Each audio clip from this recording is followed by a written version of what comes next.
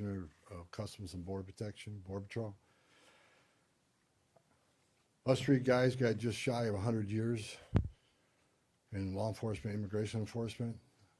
I've worked with Ron 30 years ago in Dallas, Texas. He's been with the Border Patrol's entire career. During my press conference last week, I reported I had productive discussions with various state and local officials, including Governor, Attorney General, Mayor Fry, and law enforcement officials about increasing coordination in a lawful way between the county jails and ICE to avoid public safety threats being released back in the community. While we had our differences, one thing was clear: we all committed to public safety for all who live in the Twin Cities. We have made significant progress under the direction of President Trump, working with state and local officials here in Minnesota, and I expect that to increase in the coming weeks. We continue to have discussions. I'll have discussions this afternoon. We currently have an unprecedented number of counties communicating with us now and allowing ICE to take custody of illegal aliens before they hit the streets. Unprecedented cooperation. And I'll say it again. This is efficient, requires only 1 or 2 officers to assume custody of a criminal alien target rather than 8 or 10 officers going into the community and arresting that public safety threat. This frees up more officers to arrest or remove criminal aliens. More officers taking custody of criminal aliens directly from the jails means less officers on the street doing criminal operations. This is smart law enforcement, not less law enforcement. It's safer for the community, safer for the officers, and safer for the alien. This coordination also makes it far more safe for the Twin Cities. Arresting a public safety threat in the safety and security of a jail is the safest thing we could do. Further, less public safety risks are being released back into the communities, reduces recidivism, so local law enforcement can direct their limited resources to other public safety matters in their community. This is another priority of President Trump. The state prisons already cooperate with ICE on this coordinated transfer of custody, and we thank them for that partnership, and we plan to do more with them.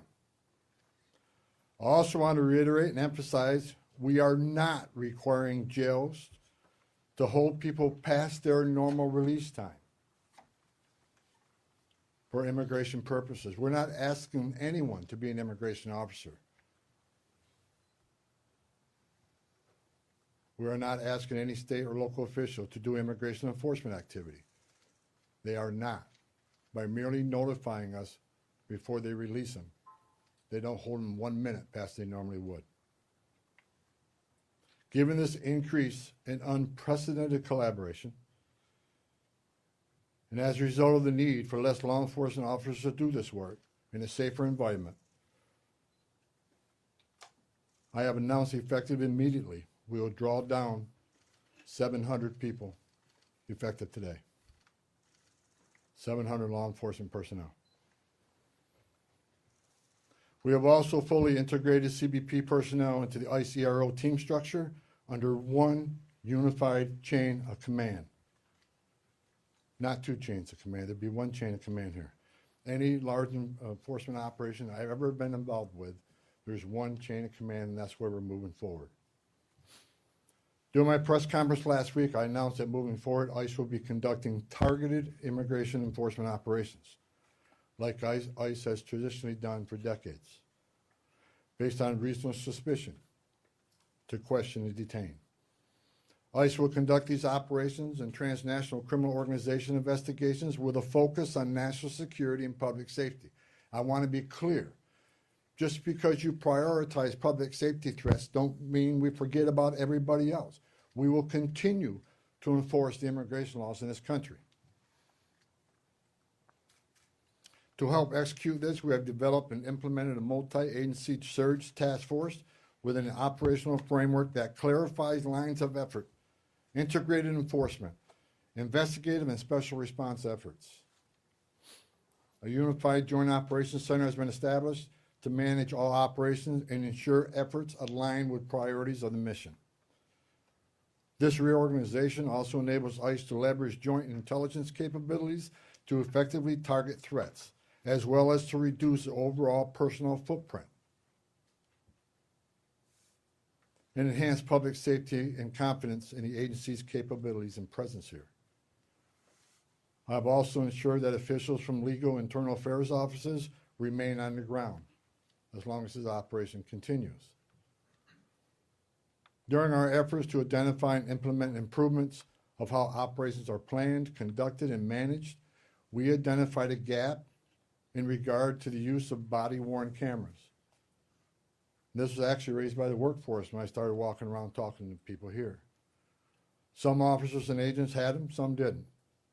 That inconsistency was unacceptable, so we moved immediately to prioritize full body cam deployment in the city.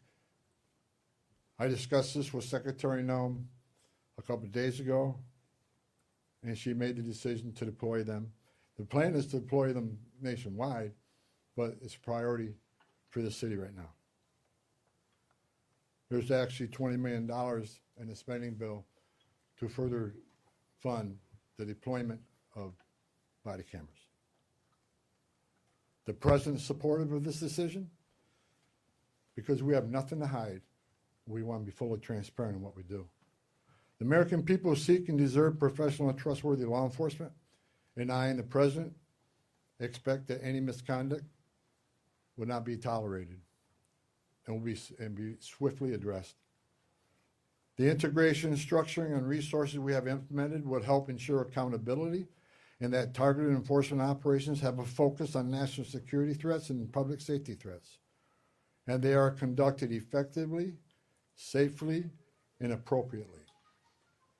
Again, this is smarter enforcement, not less enforcement. For those who are not a national security threat or public safety risk, you are not exempt from immigration enforcement actions. If you're in the country illegally, you are not off the table.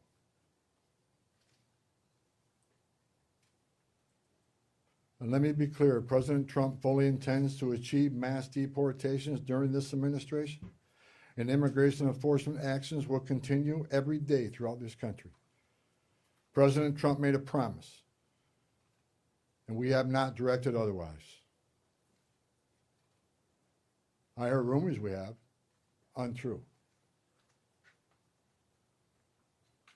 Given that many public safety threats on our communities, many of which poured across the border during the Biden administration, it makes sense to prioritize public safety risks right now.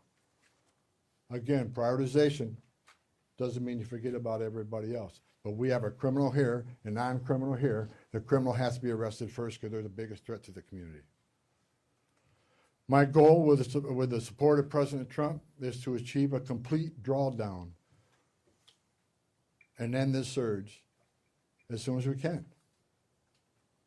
But that is largely contingent upon the end of the illegal and threatening activities against ICE and its federal partners that we're seeing in the community. We will not draw down on personnel providing security for our officers. I will not let our officers be put at risk. So we will not draw down on personnel providing security and responding to hostile incidents until we see a change in what's happening with the lawlessness of the impeding and interfering and assaulting of ICE and Border Patrol officers. It is against the law to forcibly assault, resist, oppose, impede, intimidate, and interfere with federal law enforcement, including ICE officers and Border Patrol agents.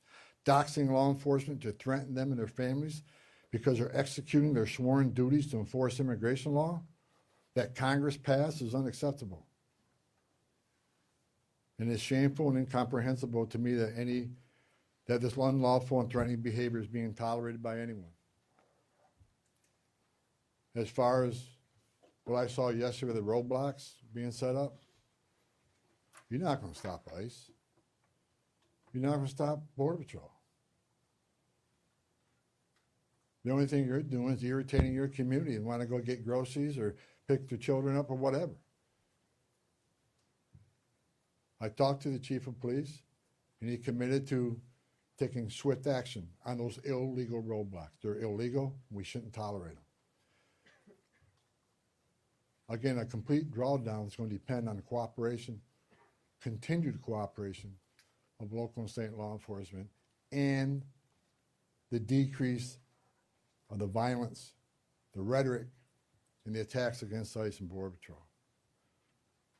The federal law enforcement personnel, ICE and CBP, and other partner agencies are patriots. And they've carried out their duties patriotically,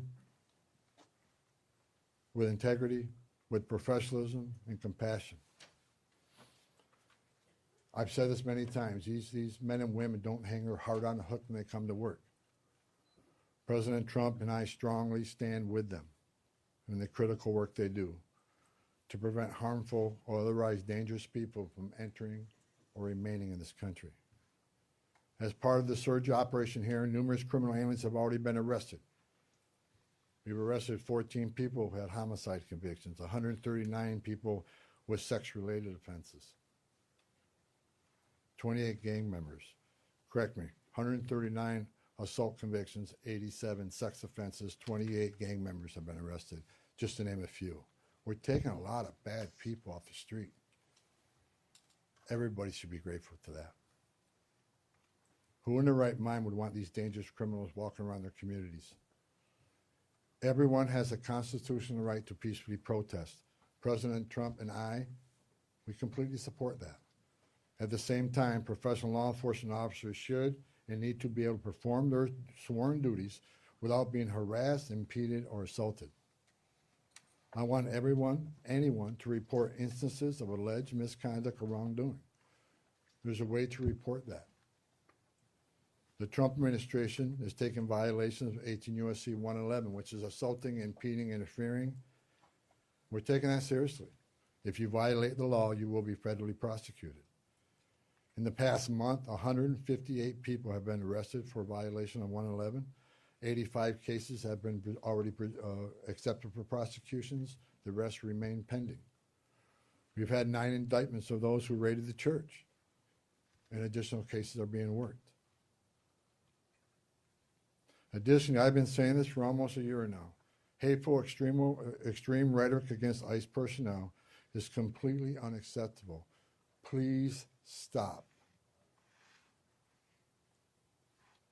I said back in March of this year, if the hateful rhetoric didn't stop, I was afraid there would be bloodshed. And there has been. President Trump and I, Secretary Noem, none of us want to see any bloodshed. It is no doubt encouraging and inciting certain people to violate the law, wanting to harm, and actually harm law enforcement, their families, is unacceptable. I want to say I appreciate the discussions had with the governor, Mayor Fry, and the Attorney General. We've had frank, honest discussions. We don't agree on everything, but we do agree on the need for public safety, and we do agree that ICE has a role to enforce the immigration laws of this country. I would implore the governor and the AG and the mayor and other political officials to urge in the most strong and urgent way to ask for calm in the community and to end the resistance, the impediment, the interference, again, protest.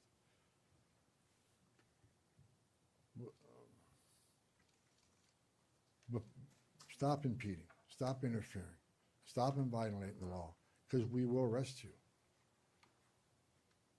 In closing, President Trump and I would like to thank the men and women of ICE, Border Patrol, and other federal agencies on the ground here for your dedication to the oath you swore to enforce the federal laws and promote public safety through the work you do. That hasn't been easy. I know the sacrifices you made. I know the sacrifices your families make. I know your families worry about you every day. I know you've been away from birthdays and anniversaries and holidays. I appreciate every one of you. I wore that green uniform. I love the United States Border Patrol. I was an ICE agent. I know the job you have. I know the tragedies you've seen. The President is with you.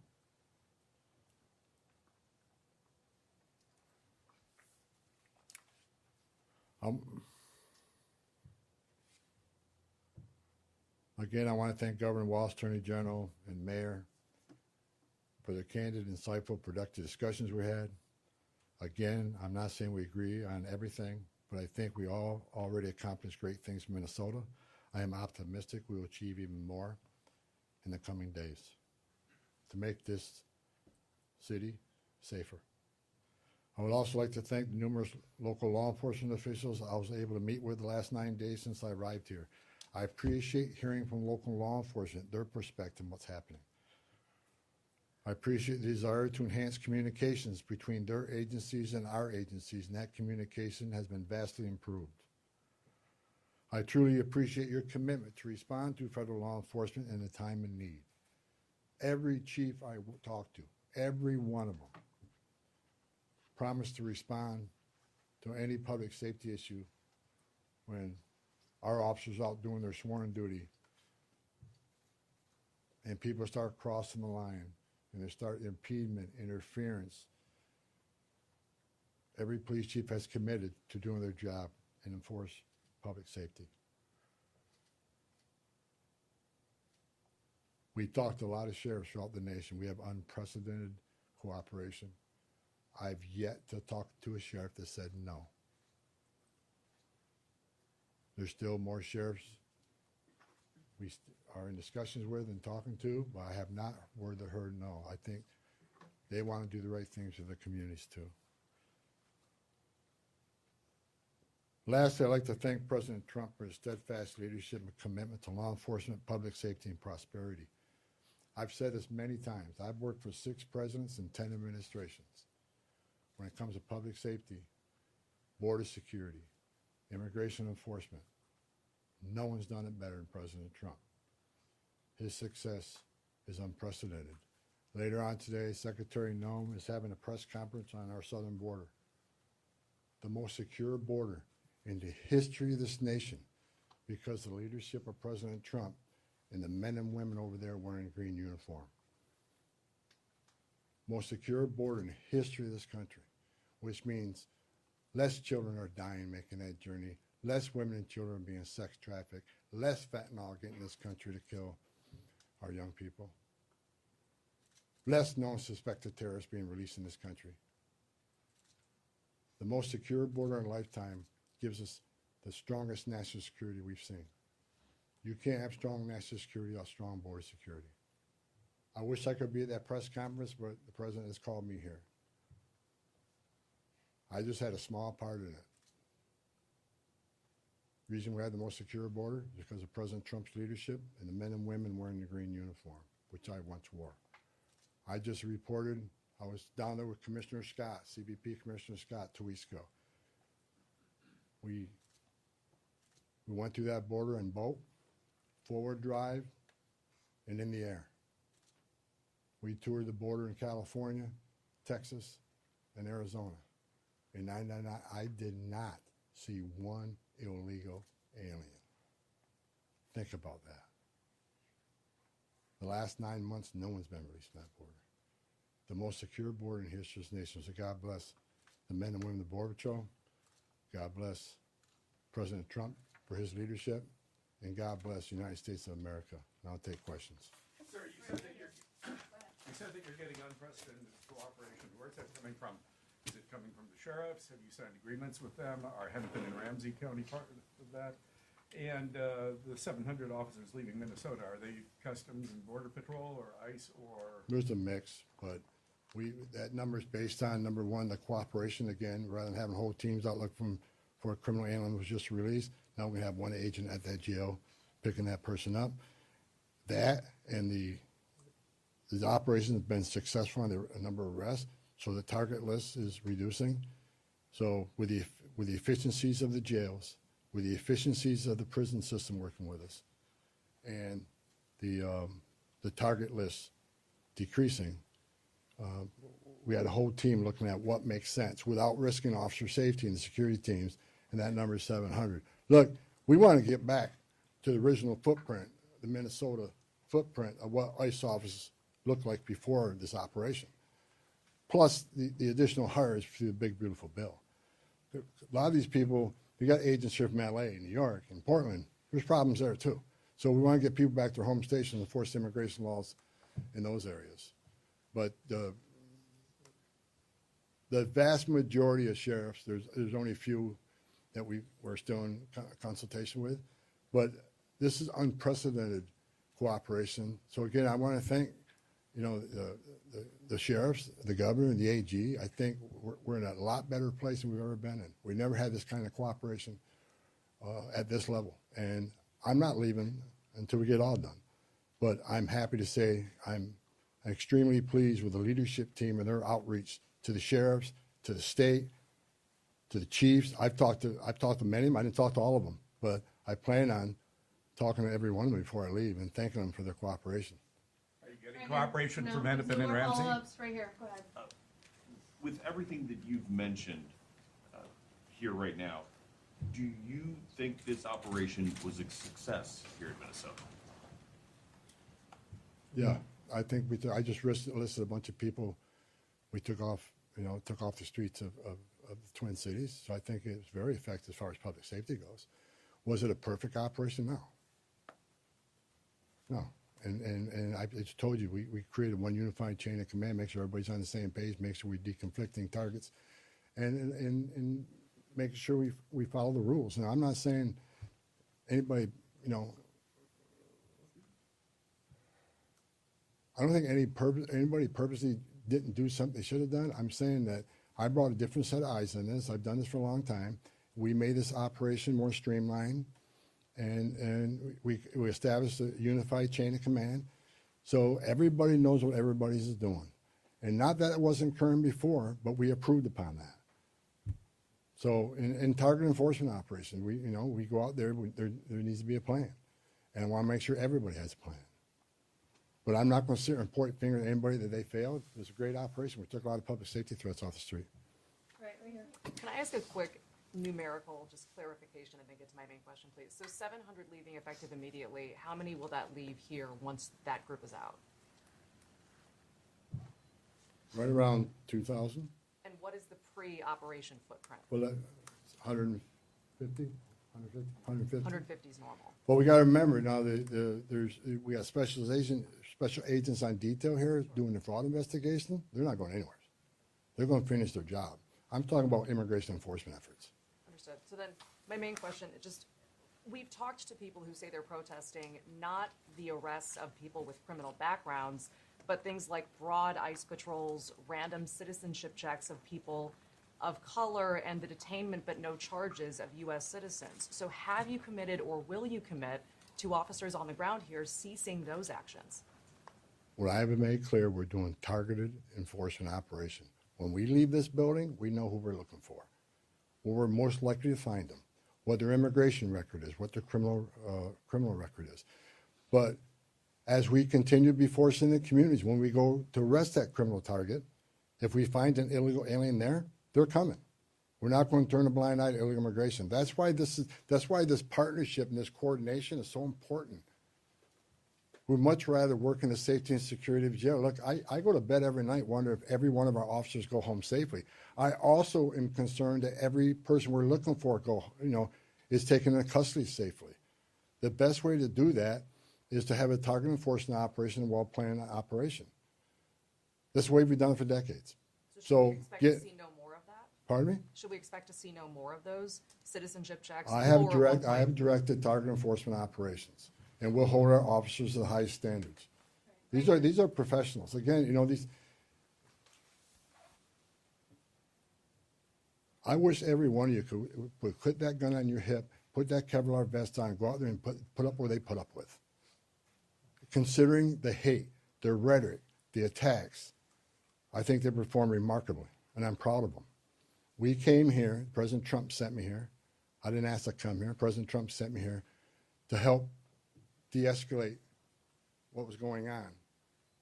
We're not surrendering our mission. We're not walking away from our mission. We're just making this more effective and more smart. This is smart law enforcement. Smart law enforcement makes it safer. Right. Realistically, how much work is there left to do here? And with this unprecedented cooperation, how long could this take, best case scenario in your eyes, to get the job done? Look, I said it. We want to get out. We want to get back to the normal operational footprint here, but that depends on the people out there putting up illegal roadblocks. That depends on people that want to intimidate and interfere and put hands on ICE officers. Tone down the rhetoric. Stop violating the law and impeding and interfering with us, and they'll draw down quicker. I still got more discussions to have with some local law enforcement officers looking for their cooperation. The more cooperation we get, the less rhetoric and hate we see, and the less attacks means we can draw down even more quicker. So, you know, a lot of this has to do with assistance from the community. We want to get these men and women home. They got a job to do at home. And I think we come a long ways. I'm actually, yesterday afternoon I was sitting down with my chief of staff, I'm actually amazed at the cooperation and agreements we already talked about and the willingness to work with us. We're doing better than I ever thought we would, seriously. And I'm excited about getting back to the business of enforcing immigration law without without arresting people for 111 for interference and impeding. We just want to do what we've done for 30 years, 40. I've done this 40 years. We want to get back to doing the job, and that's what we plan on doing. And we're not. I want to keep this because I keep hearing it and hearing it and hearing it. We're not surrendering the president's mission on a mass deportation operation. If you're in the country illegally, if we find you, we'll deport you. But this is about target enforcement operation, and that's what we're going to be doing. Last question, go ahead. You've been talking about these filter blockades. People, just regular people, protesters are checking IDs, they're running people's plates, and they're not letting people who they think are ICE agents through. But we've seen Minneapolis Police Department roll by and ask these protesters, are they doing okay? And they let these things stay up for extended periods of time. What do you make of MPD's lack of action on this matter? When I was away to wear the roadblocks yesterday, I called the chief of police, and he went and disbanded them after I got off the phone with him. He has promised to take enforcement action. It's illegal. You can't do that. And again, a message to those folks, what are you doing? You really think you're going to stop an ICE and CBP from doing the job? It's a joke. Only people you're hurting is your own community who wants to go and get groceries, pick up the dry cleaning, or go to work, whatever. You're just hindering them. Stop. Stop. No more I just have a questions. quick clarification on the body No more cameras. questions, guys. Just a Thank clarification. you. Mr. Homan, could you just talk about the targeted list? How big is Asking that Patty Jones to list? report those only as misdemeanors?